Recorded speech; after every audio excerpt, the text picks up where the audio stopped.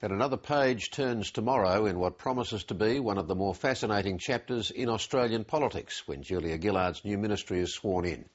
But already key members of the team are grappling with some of the new government's biggest political and policy challenges.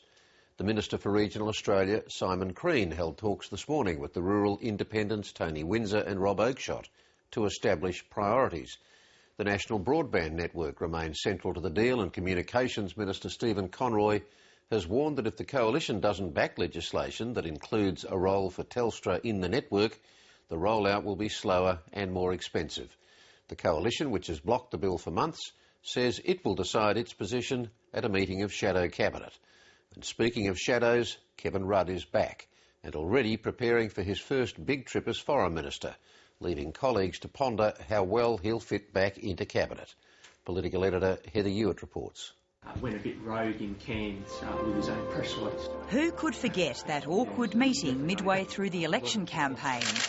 After the new ministry is sworn in tomorrow, including Kevin Rudd as Foreign Minister, all eyes will once again be on how he and Julia Gillard operate. We obviously will be working together in the interests of the nation. I appointed Kevin Rudd as Foreign Minister because he brings a lot of expertise. There are national interests in this country which extend far beyond the personal interest of any individual. That applies to me as well. Having said that, folks, I do have to zip. The next big step will be the first yet-to-be-scheduled Cabinet meeting, and there's some edginess in government ranks about how Kevin Rudd will play it and how those who ousted him are going to deal with him. They all know he could destroy the government with just 2 words: I resign. And that's why he's got the plum job of Foreign Affairs, though of course they're not saying so publicly. What's happened has happened, Heather. There is no point revisiting it. Let's move on. I'm prepared to move on. The whole Cabinet should be prepared to move on. I'm convinced Kevin wants to move on too. How are you all going to face Kevin Rudd in the Cabinet room? Well, look, Bob Hawke and Paul Keating worked together in a Cabinet room for a long time, and the reports are they loathed each other, and possibly they still loathe each other, as you see from some of the public commentary. But personal differences have to be put aside. What we have at stake here is the future of Australia, and personal differences, whether they're real or invented, have to be put aside to ensure that we have stability, that we continue to deliver the economic performance that guided Australia through the worst economic crisis in 70 years. And that has to be the focus of everybody, whether it's Stephen Conroy, Stephen Smith or Kevin Rudd. That has to be the focus. It will be the focus because the survival of the government depends on it. It also depends on satisfying the rural independents and meeting their demands on regional development. Today, the new Minister for Regional Australia, Simon Crean, held talks with Tony Windsor and Rob Oakeshott to flesh out priorities. Already, he's being dubbed in some quarters as the Minister for the Independents. It is really wrong to see this as just as the Minister for the Independents. All of the country has its own region. Each part of the country is a region, if you like, and there is great diversity. I want regionalism to be entrenched in our system of governance in a way that can't be unpicked. Simon Crean is an experienced hand who appears to welcome the challenge of his new role, but it's not going to be easy. The National Broadband Network and how it impacts on regional Australia remains the centrepiece of Labor's deal with the independents. And one of the government's first moves will be to try to push legislation through the Senate that covers Telstra's involvement in the NBN. For the past 8 months it's been stalled, with the Coalition opposing it. And today, Communications Minister Stephen Conroy delivered this warning. If there is a blowout in time, it will be caused by this bill not being passed. We are on track to deliver on budget and on time. But if the Parliament stalls, don't expect Tony Abbott to be able to say the government aren't delivering on its promises when the opposition and Tony Abbott are blocking critical legislation about the rollout of the National Broadband Network and the change in the structure and the Telstra deal.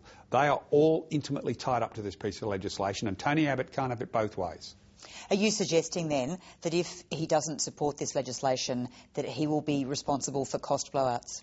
He will be responsible for a more expensive rollout than we're now able to deliver. The opposition is certainly not sounding as though it's had a change of heart. In a statement to the 7:30 report this afternoon, Finance spokesman Andrew Robb continued to refer to the broadband network as a big white elephant and said the legislation would need to be examined again by the shadow cabinet. By the way, Tony Abbott's new frontbench team is expected to be announced on Wednesday, and it's not clear how he might deal with areas like education, which Julia Gillard has now placed under 3 different ministries. The tertiary sector is not happy. It now comes under the portfolio of jobs, skills and workplace relations. They could have easily named the portfolio Tertiary Education, Employment and Workplace Relations. That would work better as an acronym, in fact, than the clumsy title they indeed have chosen. And that would have made it very clear that what skills included was tertiary education. We would have liked to have seen that. Reflect on what would have been had we not formed the government, because the education sector would have been cut to pieces. They know it, so they should be thankful for the fact that we have formed a government. Our commitment to education is unquestioned. The issue of what's in titles and things like that, I'll leave to others to debate. I don't think it is the main game. As new ministers prepare to get department briefings tomorrow, what's evident is that Julia Gillard hasn't just rewarded those who backed her for the top job, she argues on merit, but she's also given a big presence to fellow Victorians, and they'll be flexing their muscles. Labor will soon undertake a review of what went wrong at the election, and there's a growing mood that Victoria should take campaign control from the New South Wales right. The overall position is Victoria has had a much better result than other states. So what did Victoria do right, and what has other states been doing wrong? And I think that needs to be a key part of that review. Look at the strengths of what has happened in Victoria. Does that mean that Victoria and Victorian politicians in the Parliament in the Labor Party should have a lot more sway now? Well, I think if you look at the structure of the new ministry, both the cabinet, the ministry and the parliamentary secretaries, you'll see there is a stronger representation for Victoria as a whole. And I think that is a powerful message to say, well, in Victoria, the issues that we campaigned on, the issues that we ran hard on, and the issues that have been important for promoting the Labor Party were well received. The reason Labor has done well in Victoria, and for that matter in Tasmania, is because these are the 2 states, in my view, that have best had the commitment to regional development.